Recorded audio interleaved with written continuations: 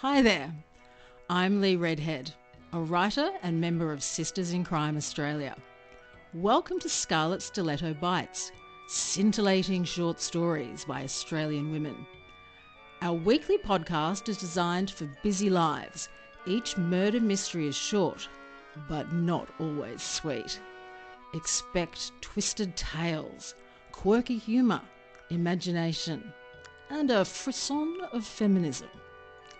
Sisters in Crime Australia's Scarlet Stiletto Awards were established in 1994 to unearth criminal literary talent.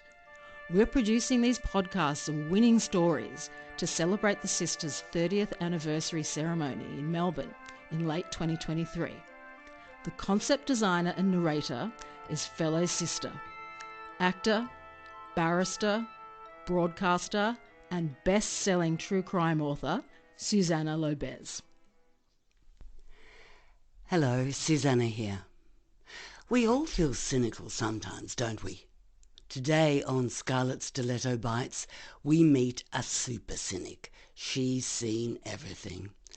But her cynicism leads her to discover seriously sinister crimes. Thursday Night at the Opera by Christina Lee, the Scarlet Stiletto winner in 1998. And there are a few dark themes in this story. Being the only left-handed black disabled lesbian in the New South Wales police force isn't nearly as funny as a lot of people seem to think. Well, at least the people I work with now. Just go right ahead and joke about it. The worst thing about my previous job was the way everyone used to go out of their way to make sure that I got the message that they were going out of their way to make sure I didn't feel stigmatised in any way. And I wasn't even disabled back then.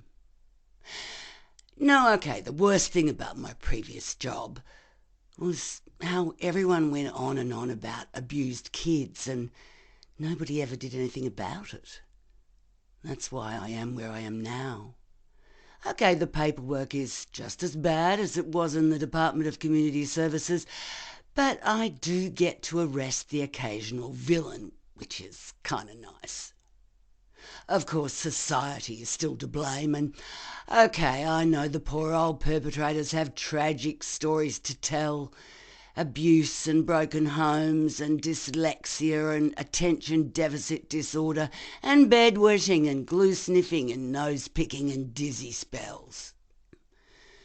But the point is, and I think there is something of a tendency to overlook this in these interesting times, that these guys are choosing to deal with life's challenges by committing violent acts against small, defenceless children. And there comes a time in a girl's life when what she really wants to do is drag one of these guys down to the police station by his hair and get her not quite so disabled, estrogen-challenged mates to belt the shit out of him. I sleep well at night. The main problem with the job is there's just a bit too much to do. I'm on every intersectoral committee and promotions review and special reporting group that comes our way, and there are days when I think that if the police force wants to give the impression to the wider community that it's full to the brim with hard-working, dedicated career women, then it should employ a few more of them and not work poor old Sergeant Rima Ruakuri to death. Well, it's not like I get time off from my normal duties or anything for all this bullshit. And I'll give you 3 guesses where I'm stationed. Lane Cove? Leafy, law-abiding Lane Cove? Nope. Galargambone? Nothing for 1,000,000 miles in any direction, but peace and quiet and DUIs? Nope again. King's Cross, maybe? Crime, grime, drugs and thugs. You got it. I guess the committee thought I'd blend right in here. Ruakuri, they probably said, the one that got shot in the leg, that black Lizzo. Send her to King's Cross, no one's going to notice her there. Well, it's true. I do seem to blend right in. You have to be 9 feet tall with a couple of extra limbs to stand out from the crowd around here. But I kind of like it. The passing trade tend to be a bit of a pain, but the regular clients aren't that much different from what you'd find in community services, except that nobody expects you to turn them into the Brady Bunch. It's quite relaxing, actually. Senior Sergeant Donnelly takes the view that as long as we do our best to stop the street girls and the boys on the wall from getting themselves murdered, keep the dealers and junkies out of the main thoroughfares, and periodically round up anyone who looks under about 12 and doesn't seem to have a home to go to, that's about all anyone could realistically expect. I get to know some of the regular workers quite well, especially the parlour girls.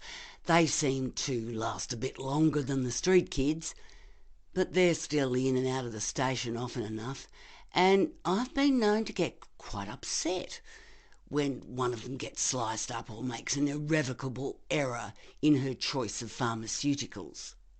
They're much friendlier now I'm a police person than they were when I worked for good old community services.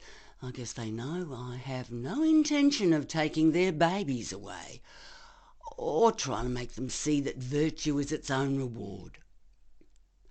So, could be worse. And here I am. It's a quiet Wednesday night. Well, as quiet as it ever gets around here. There's a 14-year-old called Chanel having the screaming Mimis in one of the cells. Something of a regular occurrence just lately. I make a note to explain to a couple of the managers that we are not a free detox centre, and if they don't want us hanging around their clubs on a regular basis, checking on whether or not their staff are old enough to be legal, then they'd better exercise a bit more quality control in what they give them to stay happy. There's a mad woman at the counter demanding over and over again that we take her home to Daisy. There's a couple of drunks who've spewed up everything they ever ate in their entire lives and are wishing there was some way they could just be switched off until it was all over. And a couple of boys waiting for their dad to turn up with a lawyer. I'm also trying to draft a report for my latest committee. As the most junior member, and of course the only woman, I tend to be the one who gets to do the drafts. And a source of great joy it is too. This one is on snuff movies, and the party line is that it's all a load of bollocks. See, every time a young person goes missing, which happens about 8 times a week in the fair state of New South Wales, large numbers of concerned citizens are convinced that they've been abducted, raped and horribly murdered on video for the titillation of the perverted few. But Assistant Commissioner Hooper, the head of this committee that I'm on, he keeps saying that nobody on the committee has ever seen a snuff movie. Nobody has ever met anyone who is willing to say they've seen a snuff movie, and those people ought to know. Besides, he says, where are all the bodies? Bodies are notorious for their habit of turning up inconveniently, just when you think it's safe, no matter how carefully dismembered, weighed down, treated with acid or coated with shark bait. Now we know that. But we also know that nobody ever found Christopher Flannery or Rosaria Chamberlain or Juanita Nielsen or the Beaumont children. Assistant Commissioner Hooper isn't stupid. And besides, I remember once going to an in-service on crime and other nasty stuff back when I was a district officer for the community services, and he was the speaker. And I distinctly remember him saying that if you could imagine it, there was somebody out there doing it. And that was years ago. Something seems to have happened to Hooper, But a girl with any sense of self-preservation is not going to ask what. It's a whitewash. And well, I'd normally think fine, makes a change from hysterical accusations and seeing who can come up with the name of the most unlikely public figure. But I have to say, I've got a funny feeling about this one. I've made a list of everyone who's been reported missing in the past 3 months and then sorted them into those who turned up okay, those that turned up hacked to death by their nearest and dearest, those whom we know have pushed off to New Zealand on false passports, and so forth. There are about 6 names left over, all girls, all disappeared from our patch. On Thursdays. Well, how likely is that? We're into evidence-based practice these days, and I think about presenting this evidence at the next committee meeting. But I know it's a waste of time. They never set up commissions such as this unless they've already decided what the outcome will be, and I know perfectly well that I'd need a signed confession witnessed by JC himself before Hooper would bother to look at it. There's no point in antagonising important people like him, especially when they also sit on the police promotions board and your hearing happens to be scheduled for sometime next week. And I can imagine how Assistant Commissioner Hooper will react to the suggestion that someone around here is making a habit of picking up a do-it-yourself stiff with their Thursday night grocery shopping. So I'm trying to say as little as possible, as politely as possible, while all around me drunks, thieves, tarts, muggers and Senior Sergeant Mick Donnelly are clamouring for my attention. It's Mick that finally gets through. "Stiff in the back alley, Reamer," he says cheerily. "Get on down there." "Why me?" I ask. "Well, she's a pro," replies Mick. "You're good at that sort of thing." You mean pros mean sex. I'm a leso. Lesos mean sex, so I can sort her out, is that it? "Near enough," says Mick. "Off you go." Shit, sometimes I think I was put on this earth in order to explain to people that lesbians don't spend their entire lives having sex. Mick's okay. He feels approximately the same way as I do about men who abuse women and who think if they're prostitutes it doesn't really count. But like most blokes, he can't get past the fairly minor point that at least when things are going well, I go out with other women. Things aren't going well at the moment. Anyway, off I go, and sure enough there's a dead prostitute in the back alley.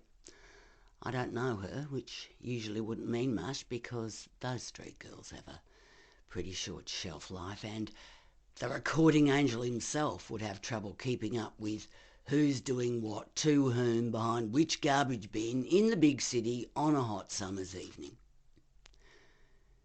But this one's not your usual teenager with a Gosford bus pass in her back pocket either. This stiff looks nearer 40 than 14, and I'm a bit surprised I don't recognise her. Up from St Kilda on a job exchange, perhaps. She's got about a dozen scars on each wrist running across, not down, which is enough in itself to set a suspicious police person to wondering. At her age, she ought to know what she's doing. But anyway, she's crawling with track marks. It looks like a fairly straightforward OD, so I call the boys with the van and have a look around. She can't have been here long because she's still warm. And besides, her bag's still here. I scrabbled through it for ID. There's a packet of tampons, packet of cigarettes, packet of condoms, and a packet of Panadeine Fort. There's a purse with $21.75, a couple of wadded up tissues, a syringe, a bottle of silver nail polish, a ticket to tomorrow night's performance of Nabucco at the Opera House, and a 1-year diary in a black plastic cover. I look at these last two items and I am frankly puzzled. For one thing, here we've got someone who's come out without a front door key, suggesting to the thinker that she very probably hasn't got a front door to call her own, and she's carrying a $75 ticket to the world's dreariest opera. And this diary. Well, how far ahead does a person need to plan if she's a prostitute whose hobbies are injecting smack and attempting suicide? The guys are taking their own sweet time, so I flick through her diary. There's not much there, just a few names. Nikki, Chantal, Brandy. I've seen those names before, I think, as the boys screech to a halt in the truck. I look at the current week to an opening page and I notice the name Chanel. It's on Thursday. I flick back again and I notice that Nikki, Chantal and Brandy were on Thursdays too. The boys are distracted, taking a few perfunctory photographs and trying to keep the citizenry at arm's length, so I drop the diary and the ticket in my shirt pocket and limp off up the alley to the squad car. Back at the station, I sink an orange juice and a falafel sandwich, a last remnant of my old community services persona, thinking, as I always do, that I really must try to get a taste for Diet Coke and hamburgers if I'm ever going to blend in properly. And then I deal with a couple more drunks, a citizen who's been mugged, and a partridge in a pear tree. Then it's back to the desk. Just as I thought. Nikki, Chantal and Brandy are all names on my missing teenagers list, and the dates in the diary match the last dates that anyone whom we could lay our hands on is prepared to admit having seen them alive. I wonder how many Chanels there are in King's Cross. And then I limp down to the cells for a bit of community policing. Sure enough, Chanel's got an appointment tomorrow with some woman, whose name she doesn't know, who wants to introduce her to some bloke, whose name she doesn't know either. What she does know is that he's after someone who'll do something rather special and can be discreet about it. Well, something special could be anything from golden showers to nude wrestling in baked beans. But somehow I've got a gut feel about this one. I think it through and decide that I definitely do not want to be the sole repository of this information if there's anything more than the faintest chance that it is in some way connected with dead bodies. I've seen too many movies in which the glamorous heroine decides not to tell her boss about the gang of murderous jewel thieves before setting out to right wrongs single-handedly. And I know that the chances of Al Pacino turning up at the crucial moment to rescue me would have to be on the slim side. I decide the best thing to do is take precautions. I ring Assistant Commissioner Hooper and say I seem to have something of a new angle on this snuff movie business, and can I have a spot of backup for a bit of a poke around, see if I can turn up something a bit more definite? Predictably, he tells me that I've let my imagination run away with me, that prostitutes and junkies are notorious for their lack of respect for the rules of evidence, and that there is such a thing as getting too close to one's job. He's on the point of saying going native when he remembers to whom he's talking and manages to turn it into a rather nasty sounding cough.